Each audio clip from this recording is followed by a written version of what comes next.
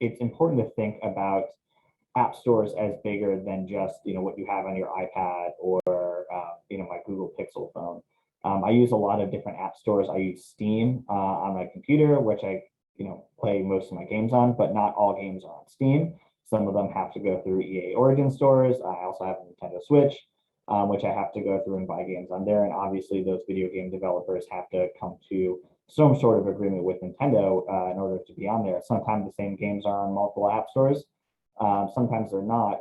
When it comes to implications for antitrust, I think the best thing we can look at right now is the Epic versus Apple decision, where the judge actually said the relevant market isn't just apps or app stores. What actually is looking at is the market for video game apps, because that's a lot about what we're talking here. When we're talking about the revenue, which we'll get into later, most of that is driven by virtual purchases in video game apps. And both Apple has a app store, obviously on their mobile devices, but Epic also runs a game store where you can go on your PC or again Nintendo Switch and buy that product there as well. So market definitions are always tricky, especially when they're antitrust. Oftentimes they're the whole ball game. But when we look at who's the sort of gatekeeper for being able to purchase what, sometimes we have to look at what device are you talking about.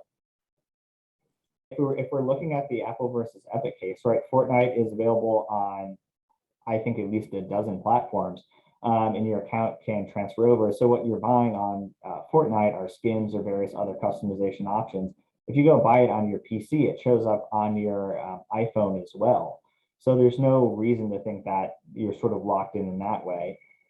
Certainly, if a game is only available on iOS, then yeah, there is sort of a different approach there. But they're very fact-intensive cases when you're talking about what these apps actually look like. And I think that's a lot of the trouble with making broad proclamations about antitrust, looking at one app or one game versus an app store.